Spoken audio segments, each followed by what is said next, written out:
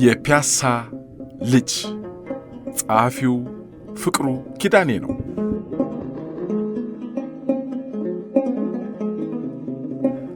እኛ ልጆች ሆነን ትምህርት ሚኒስቴር በየተማሪ ቤቱ የቦይ ስካውት አቋቋመ።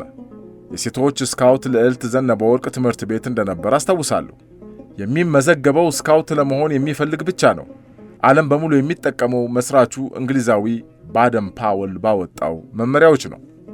ሊሴ ገብረ ማርያም ትምህርት በፈረንሳይ ይቋቋም እንጂ መጽሐፍ፣ ደብተሩ፣ እርሳሱ፣ ላጲሱ፣ ማስመሪያው፣ የቀለም ብዕር ማምጠጫው ሁሉም ከፓሪ የሚመጣውን ገዝተን ዩኒፎርማችንን አሰፍተን በየወሩ 5 ብር እየከፈልን የተማር ነው። ለቦይ ስካውት የሚያስፈልጉ ድንኳን፣ አንገት ላይ የሚታሰረው ስካርፍ፣ የመዝሙር መጽሐፍ፣ ብረት ድስትና መጥበሻው በአጠቃላይ ሁሉንም ትምህርት ቤቱ የሚያስመጣው ከፈረንሳይ ነው። የሊሴ ትምህርት ቤት በሁለት ቡድን ወይም ግሩፕ የተከፈለ ነው። ሆሪዞን ብለ እና ሮሽ ኖዋር ይባላል። እኔ ሆሪዞን ብለ ጋዜል ወይም አጋዘን ክፍል ውስጥ ነበርኩ። መሪያችን የጉለሌው ልጅ መኮንን አርጋው በፈረንሳይ ዩኒቨርሲቲ አማርኛ ሲያስተምር ቆይቶ ጡረታውን ወስዶ ፓሪ አጠገብ ይኖራል። ቦይ ስካውት ስንሆን አብሮ መኖርን ብቻ ሳይሆን ምግብ መስራትን፣ ሞርስ የሚባል መልእክት ማስተላለፊያ ዘዴን፣ ብዙ መዝሙሮችን፣ በገመድ አጠቃቀምን፣ ጥንቃቄ ማድረግን፣ ትዕዛዝ ማክበርን፣ በአጠቃላይ የወታደርነት ሙያን ተምረናል። የስካውት ካምፕ በንጦጦ፣ ወጨጫ፣ ቃሊቲ፣ ሰበታ፣ ቢሾፍቱና አምቦ አዘጋጅተናል። የአንድ ቀን ጉዞ ካልሆነ በቀር ለአስፈላጊው ወጪ ገንዘብ ይዋጣል። የስካውት ዩኒፎርም መልበስ ሌሎችን ያስቀናል። በዓመት አንድ ጊዜ ትምህርት ሚኒስቴር ጃን ሜዳ ላይ ጃምቡሬ ያዘጋጅልናል። በየዓመቱ ለኢትዮጵያ ቀይ መስቀል ገቢ የሚውል ገንዘብ ለመሰብሰብ በኮት ላይ የሚደረግ ባጅ መሰል በከተማው ውስጥ እየዞርን እንሸጣለን። በመጀመሪያ በአዲስ አበባ የተዘጋጀውን ብሔራዊ ኤግዚቢሽን ፒያሳ ራስ መኮንን መንገድ ላይ ከራስ ካሳ ቤት በኋላ የሳን ጆርጅ ክለብ የነበረው ፊት ለፊት የሚገኝ ሱቅ ውስጥ የኢቴጌ መነን የእጅ ሥራ ትምህርት ቤት ያቀረበውን ዕቃዎች ከተማሪ ቤት በሰልፍ ሄደን ጎብኝተናል። የመጀመሪያው ኢንተርናሽናል ኤግዚቢሽን የተዘጋጀው በ1955 በአሮጌው ኤርፖርት አጠገብ አሁን ቪላ በቪላ በሆነው ቦታ ላይ መሆኑ ትዝ ይለኛል። ከሩቅ የሚታየው የአቶ ተፈሪ ሻረው የአምቦ ውሃ ፑልፒ ፋብሪካ ባለቤት በአገር ባህል በሸንበቆ ያሰሩት ጠርሙስ መሳይ በውስጡ ለኤግዚቢሽን የቀረቡትን የለስላሳ መጠጦች አይነት ተደርድረዋል። በጊዜው በጣም ቀልጣፋና በዘመናዊ አስተዳደግ የሰለጠነችው ወይዘሪት ሙሉ ዓለም ተፈሪ የቅርብ ባልንጀሮቿን በመጋበዝ እስኪያገሳን ድረስ አጠጥታናለች። ፓርቲ አዘጋጅቶ ቅዳሜ ከቀትር በኋላ ተሰብስቦ መደነስ በእኛ አካባቢ የጀመረችው ሙሉ ዓለም ተፈሪ ነች። አባቱ አቶ ተፈሪ ሻረው አንድ ሰሞን የሳን ጆርጅ ክለብ ፕሬዝዳንት ነበሩ። በስዊድን የኢትዮጵያ አምባሳደር ሆነው በ1960 የጀነራል መንግስቱ ንዋይን የመንግስት ግልበጣ በመደገፋቸው በስደት ኖረው መጨረሻ ላይ ወደ አገራቸው ተመልሰው አርፈዋል። የሚገርመው በጣም ስልጡን የነበሩት እናቷ ወይዘሮ ሉሌ ተስፋይና አባቷ በአንድ ቀን ስለሞቱ ሙሉ ዓለም በአንድ ቀን ቀበረቻቸው። ወይዘሮ ሉሌ ጥንት በፈረንሳይ ሀገር የኢትዮጵያ አምባሳደር የነበሩት የአቶ ተስፋዬ ተገኝ ልጅ ናቸው። ሌላው ኤግዚቢሽን የሳብን ደግሞ ብዙ መጽሔቶችን ያድል የነበረው የቮልስዋገን ኩባንያ አዳዲስ መኪናዎችንም ያሳየን ነው። በዚህ ወራት ነው የኢትዮጵያ የቁንጅና ውድድር ተዘጋጅቶ ወይዘሮ ሶፊያ አስፋው ያሸነፈችው።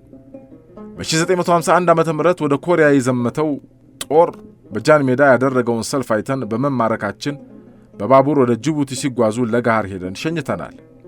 የክብር ዘበኛ እጩ መኮንኖች እንጦጦ ጋራ ላይ ያዘጋጁትን የሚሊትሪ ትርኢት ተከታትለናል። ወደ ጦር ሜዳ ለመዋጋት ሲሄዱ መሞትም መቁሰልም ስላለ ሸኙ ቤተሰብ ቢላቀስም እኛን የሳበን ባቡርና በመርከብ በመጓዝ ሩቅ አገር መሄዱ ነው።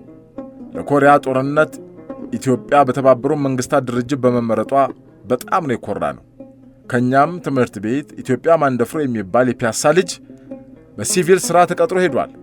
እኔም ራሴ በ1960 የክብር ዘበኛ ባልደረባ በመሆኔ በተባበሩት መንግስታት ሰንደቅ ዓላማ ስር ወደ ኮንጎ ከተላከው ጦር ጋር ዘምቻለሁ። የጀነራል መንግስቱ ንዋይ ማለት ኩዴታ መፈንቅለ መንግስት ጊዜ በስታንሌቪን አሁን ኪሳንጋኒ ከተማ የኢትዮጵያ ጦር ዋና መምሪያ ባዛዡ በኮሎኔል ወልደ ዮሐንስ ሽታ ቢሮ ተመድቤ እሰራ ነበር። በዚያን ጊዜ ብዙዎቹ የክብር ዘበኛ መኮንኖችና ወታደሮች ወደ ኮሪያ ሲሄዱ ባላቃቸውም ትልቅ ጀብዱ ፈጽመው ተደንቀውና ተመስግነው የተመለሱትን ወዳጆችን የተዋወቅኳቸው እዚያ ነው። ስለ ኩዴታ በመጀመሪያ የሰማሁት በ1953 ተማሪ ሆኜ በሊሴ ገብረ ማርያም ትምህርት ቤት ጉዳይ ፈጻሚ የነበሩት አቶ እጓለ በየነ የት ጠፉ በማለት ስንመራመር ከቢትወደድ ነጋሽ በዛብህ ጋር መፈንቅለ መንግሥት ሲጠነስሱ ተይዘው መታሰራቸውን አወቅን። ቆይቶም የሞት ፍርድ ተፈርዶባቸው ጃንሆይ ዘንድ ሁሉም አቤት ብለው ወደ እስራት ተለውጦላቸው 20 ዓመት እንደተፈረደባቸው ሰምተናል። አቶ እጓለ ተማሪ በነበሩበት ጊዜ ስለ ፈረንሳይ ሪቮሊዮን መጽሐፍ ሳያነቡ አልቀረም። በዚያን ጊዜ ታየ መንገሻ ከሚባል ባልንጀራዬ ፈረንሳይ አገር ሄዶ የት እንደደረሰ ከማይታወቀው ጋር አሮጌ ቄራ አንድ ቤት በ3 ብር አልጋ በ1 ሽልንግ በወር ተከራይተን ኖረናል። እዚያው አካባቢ ከኦርማ ጋራጅ ፊት ለፊት የሚኖሩ ባልንጀሮቻችን ዘውዴ ደህኔ፣ ተረፈ ረታ፣ ኃይሉ ወልደ ሥላሴ፣ ኃይሉ ወልደ ጊዮርጊስና ከሊሴ በታች ደግሞ በለጥሻቸው፣ አዲስ ዓለም ወንድራድ፣ ግርማና ፊዮሬላ ጽጌም ነበሩ። ያኔ ሁሉም ምሳውን ከቤት ይዞ ይሄዳል ወይም ትኩስ ተሰርቶ ስለሚላክለት የምግብ ችግር አልነበረም። ንጉሴ ቢተውልኝ የሚባለው ጓደኛችን ግን ቤቱ ቅርብ ስለነበር ሄዶ በልቶ እጁን ሳይታጠብ ይመጣና የበላውን ቀይ ወጥ ያሸተናል። ልጆችም ጎረምሶችም ሆነን ዋናው መሰብሰቢያችን በጌታቸውና መስፍን አበበ ቤት ነው። አባታቸው ኮሎኔል አበበ ደገፉ የፖሊስ ኮሚሽነር ለሕክምና ወደ ጄኔቭ ወይም ስዊስ ሄደው በድንገት አረፉ። በዚሁ ቤተሰብ እህቶቻቸው የሸወርቅና ወይንሸት አበበ፣ ጌታቸው አስፋውና ሙሉጌታ ዘለቀን አሳድገዋል። እናታቸው ወይዘሮ ሙሉመቤት ወልደ መድህን ወይም እዋዋ ሁላችንንም እንደ ልጆቻቸው በማየት አብልተው አልጠጥተው ቤተሰብ አድርገው አኑረውናል። የልጄ የክርስትና አባት የሆነው መስፍን አበበ የአባቱን እግር በመከተል እርሳቸው ከተመረቁበት ከፈረንሳይ ሚሊትሪ አካዳሚ ተመርቆ በጦር ሰራዊቱ ውስጥ አገልግሎ በጀነራል ማዕረግ ጡረታ ወጥቷል። በእነርሱ አማካኝነት ከብዙ ቤተሰቦችና ባለሥልጣኖች ጋር ተዋውቀን ወዳጆች አፍርተናል።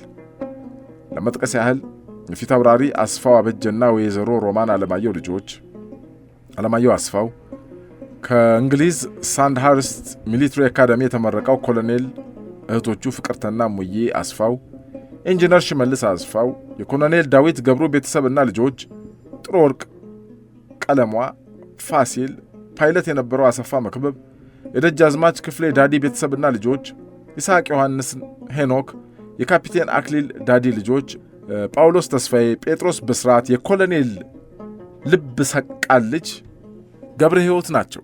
የአባትየው ወዳጆች ከነበሩት ውስጥ አምባሳደር ጋሻው ዘለቀ፣ ጀነራል ዋቅጅራ ሰርጸ፣ ጀነራል አስፋው ወልደ ጊዮርጊስና አቶ ወልደ አማኑኤል ተክለ ሃይማኖት ሲሆኑ በዓለማየሁ አስፋው አማካኝነት የተዋወቅነው መስፍን ገብረ ቃልን ጀነራል ነው።